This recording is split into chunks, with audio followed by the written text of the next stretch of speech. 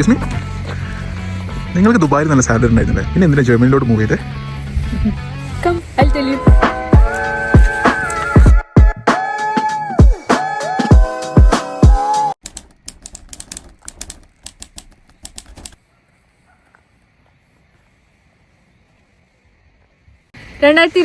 May 27 ഞാൻ ദുബായിലോട്ട് ആദ്യമായിട്ട് move ചെയ്യണത്.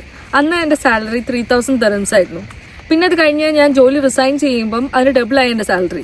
ഞാനിപ്പോൾ ഇതോട് പറയണത് എൻ്റെ സക്സസ് സ്റ്റോറി ഷെയർ ചെയ്യാനോ ഞാൻ എൻ്റെ സാലറി ഹൈക്ക് പറയാനോ ഒന്നും വേണ്ടിയിട്ടല്ല.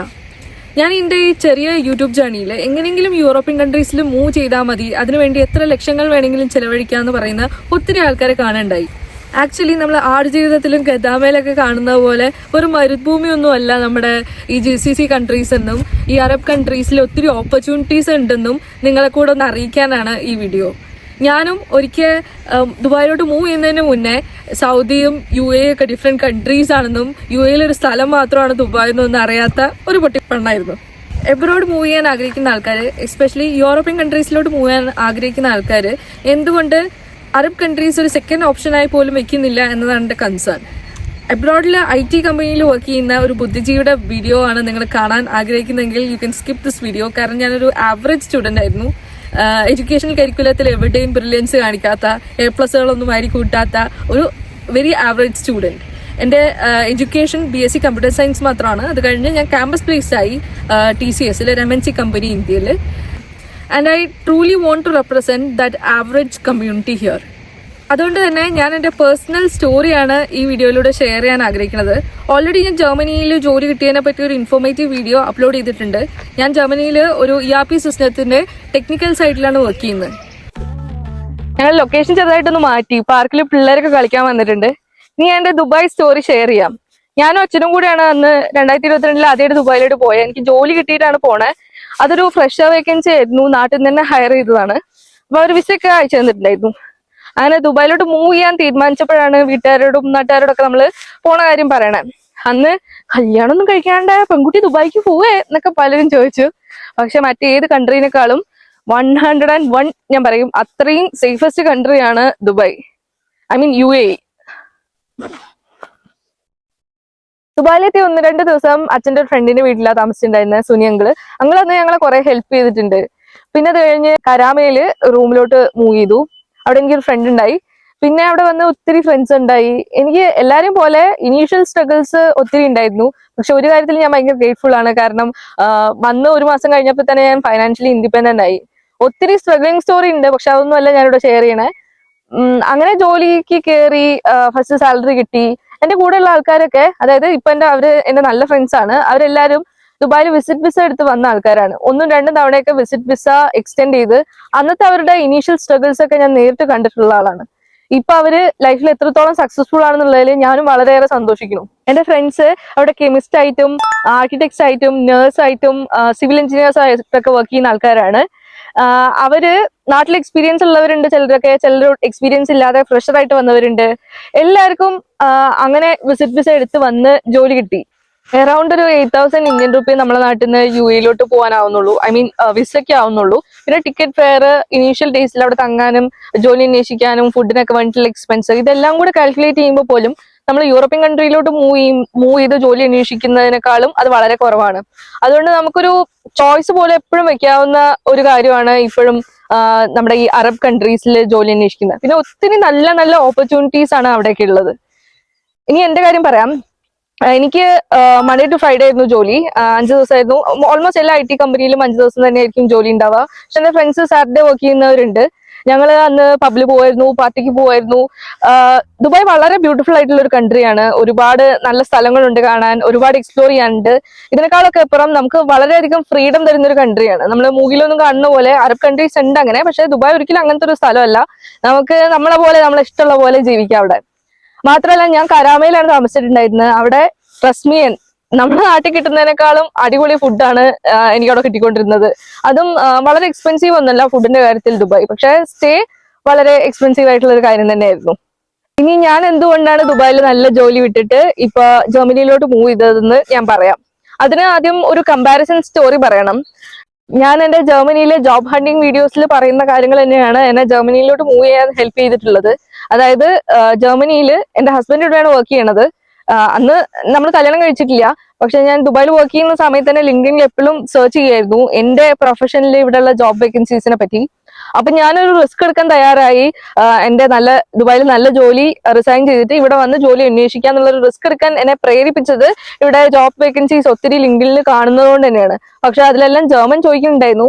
എന്നാലും ഇവിടെ ഇംഗ്ലീഷ് സ്പീക്കിംഗ് ജോലികൾ ഒത്തിരി ഉണ്ട്, അങ്ങനത്തെ കമ്പനീസ് ഒത്തിരി ഉണ്ട് എന്നുള്ള ഡീറ്റെയിൽസ് എനിക്ക് ഇവിടെ ഉള്ള എന്റെ ഫിയാൻസി ത്രൂവും എല്ലാം കിട്ടുന്നുണ്ടായിരുന്നു. ഓട്ടോമോട്ടീവ്, എഞ്ചിനീയറിംഗ്, IT, ഹെൽത്ത് സെക്ടറിലൊക്കെയാണ് കൂടുതൽ ജോബ് വേക്കൻസീസ് ഉള്ളത്. ദുബായിൽ ഇതിലൊക്കെ ജോബ് വേക്കൻസീസ് ഉണ്ട്, ഇതിലേറെ വേക്കൻസീസും ഉണ്ട്.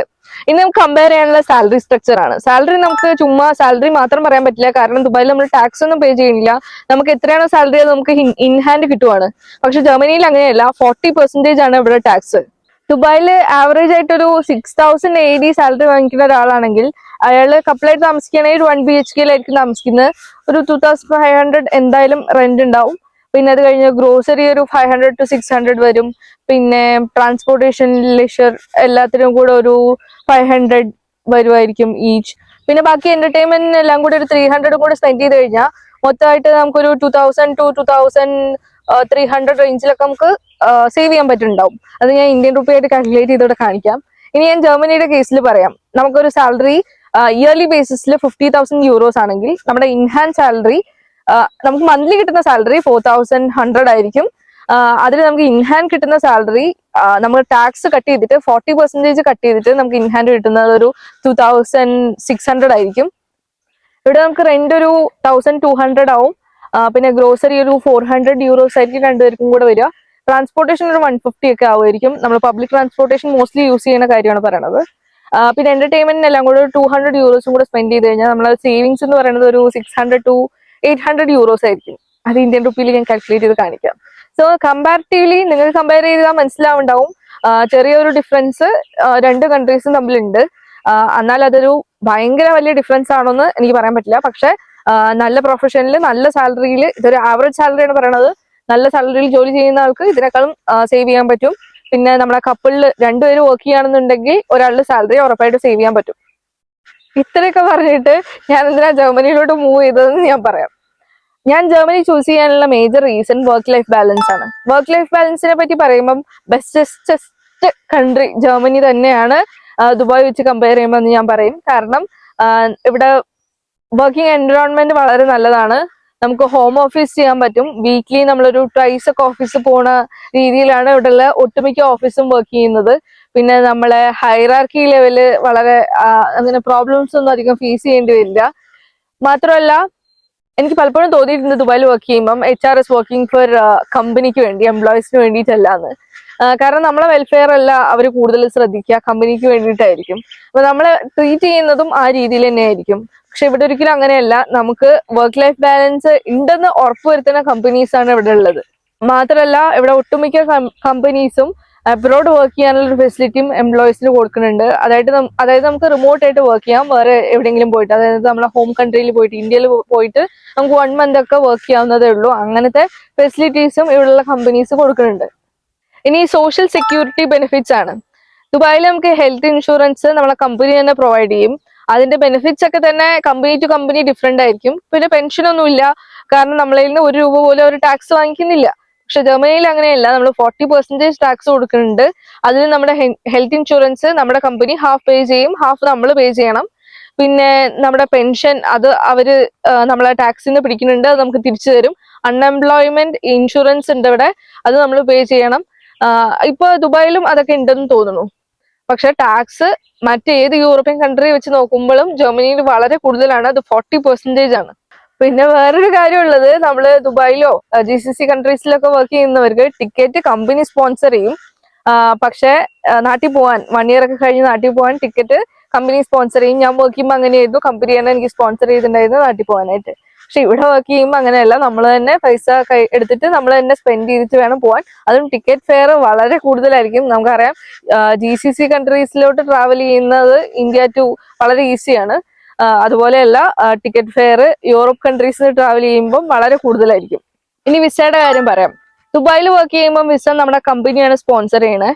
അത് നമ്മൾ 2 വർഷം വർക്ക് ചെയ്താലും 10 വർഷം വർക്ക് ചെയ്താലും 30 വർഷം വർക്ക് ചെയ്താലും നമ്മുടെ വിസ ഒരേ വിസ ആയിരിക്കും. അതായത് കമ്പനി പ്രൊവൈഡ് ചെയ്യുന്ന റെസിഡൻസ് പെർമിറ്റ് ആയിരിക്കും. പക്ഷെ ജർമ്മനിയിൽ അങ്ങനെയല്ല. നമ്മളിവിടെ ആദ്യം ബ്ലൂ കാർഡ് കിട്ടും, പിന്നെ നമുക്ക് PR കിട്ടാനുള്ള ചാൻസ് ഉണ്ട്, സിറ്റിസൺഷിപ്പ് കിട്ടും. അങ്ങനെ ഇപ്പൊ നമ്മുടെ എയിം കുറച്ചു കാലം ഏതെങ്കിലുമൊക്കെ എബ്രോഡ് കൺട്രിയിൽ ജോലി ചെയ്ത് പൈസ ഉണ്ടാക്കി തിരിച്ച് നാട്ടിൽ പോയി സെറ്റിൽ ചെയ്യണം എന്നാണെങ്കിൽ അതിന് ബെസ്റ്റ് ഓപ്ഷൻ അറബ് കൺട്രീസ് തന്നെയാണ്. നമുക്ക് സേവ് ചെയ്യാം, തിരിച്ച് നാട്ടിൽ പോവാം, NRI ആയിട്ട് NRI ആയിട്ട് സുഖമായിട്ട് ജീവിക്കാം. പക്ഷെ യൂറോപ്യൻ കൺട്രി ചൂസ് ചെയ്യുമ്പം നമ്മളിവിടെ സെറ്റിൽ ചെയ്യുകയാണെങ്കിലേ നമുക്ക് അതിന്റെ അഡ്വാൻറ്റേജ് ഉണ്ടാവുള്ളൂ. പെൻഷൻ ആണെങ്കിലും നമുക്ക് ഭാവിയിൽ കുട്ടികൾ ഉണ്ടാവുമ്പം അവരുടെ എഡ്യൂക്കേഷൻ ആണെങ്കിലും ഒക്കെ നമുക്ക് ഈ കൺട്രിയിൽ താമസിക്കുമ്പോൾ നമുക്ക് ബെനിഫിറ്റ്സ് ഉണ്ടാവും. ഇനി ലാംഗ്വേജിനെ പറ്റി എനിക്ക് പറയാനുള്ള, ലാംഗ്വേജ് വളരെ ഇമ്പോർട്ടന്റ് ആണ്. അത് യൂറോപ്യൻ കൺട്രീസിന് എല്ലാം വളരെ ഇമ്പോർട്ടന്റ് ആണ്. ജർമ്മനിയിൽ ജർമ്മൻ ലാംഗ്വേജ് ആണ് ആവശ്യമുള്ളത്. ഓൾമോസ്റ്റ് എല്ലാ ജോലികൾക്കും ജർമ്മൻ ലാംഗ്വേജ് അറിഞ്ഞിരുന്നാൽ വളരെയധികം ബെനിഫിറ്റ്സ് ഉണ്ട് ഇവിടെ. പക്ഷെ ജർമ്മൻ അറിയാതെയും ജോലി കിട്ടാം. എനിക്ക് അങ്ങനെയാണ് ജോലി കിട്ടിയത്. എനിക്ക് ജർമ്മൻ അറിയില്ല.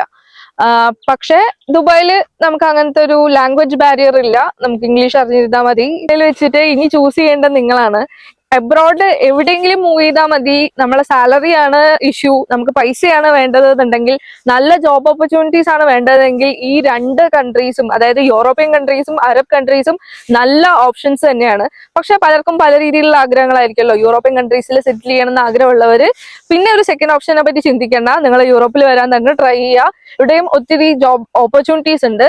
പക്ഷെ അത് ചിലപ്പം ടൈം കൺസ്യൂമിംഗ് ആണ്, എക്സ്പെൻസീവ് ആണ്, അങ്ങനെയുള്ള കാര്യങ്ങളൊക്കെ ഉണ്ട്. പക്ഷെ കുറെ കൂടി ഈസി ആയിട്ട് അറബ് കൺട്രീസിൽ നിങ്ങൾക്ക് ജോലി അന്വേഷിച്ച് കണ്ടെത്താൻ പറ്റും. കുറെ കൂടെ എളുപ്പത്തിൽ സെറ്റിൽ ആവാൻ പറ്റുന്ന ഒരു സ്റ്റേജിലേക്ക് നമുക്ക് എത്താനായിട്ട് പറ്റും. ഒരുപാടധികം യൂറോപ്പിൽ വരാൻ ആഗ്രഹിക്കുന്ന ആൾക്കാരൊക്കെ എനിക്ക് മെസ്സേജ് അയക്കുന്നുണ്ടായിരുന്നു. ഈ വീഡിയോ അവർക്ക് ഹെൽപ്ഫുൾ ആവുമെന്ന് ഞാൻ വിചാരിക്കുന്നു. ഞാൻ എന്തെങ്കിലും ഒരു വീഡിയോ ചെയ്യുമ്പോൾ അത് ഇൻഫോർമേറ്റീവ് ആയിട്ടും ഹെൽപ്ഫുൾ ആയിട്ടും ചെയ്യണം എന്നിരിക്കുന്നുണ്ടായിരുന്നു. അതുകൊണ്ടാണ് എനിക്ക് അനുഭവമുള്ള കാര്യങ്ങൾ കൂടെ ഇൻക്ലൂഡ് ചെയ്ത് ഇങ്ങനെ ഒരു വീഡിയോ ചെയ്തത്. ഇങ്ങനത്തെ വീഡിയോസ് ചെയ്യാനല്ല എനിക്ക് ആഗ്രഹം. ഞാൻ ലൈഫ് സ്റ്റൈൽ വ്ളോഗ്സ് ആണ് ചെയ്യണത്. നിങ്ങൾ എന്റെ ഷോർട്സ് ഒക്കെ കണ്ടിട്ടുണ്ടാവും എന്ന് വിചാരിക്കുന്നു. സോ ഞാൻ അങ്ങനത്തെ വീഡിയോസ് ഇനിയും കുറെ ചെയ്യാം. നല്ല ഞങ്ങളുടെ ലൈഫിൽ നടക്കുന്ന കാര്യങ്ങളൊക്കെ, ജർമ്മനിയിൽ നടക്കുന്ന കാര്യങ്ങളൊക്കെ നിങ്ങളെ കാണിക്കാം. നിങ്ങൾക്ക് എന്റെ ചാനൽ ഇഷ്ടപ്പെടുകയാണെന്നുണ്ടെങ്കിൽ do subscribe to my YouTube channel. Like, share, subscribe to Miss Berin vlogs. By.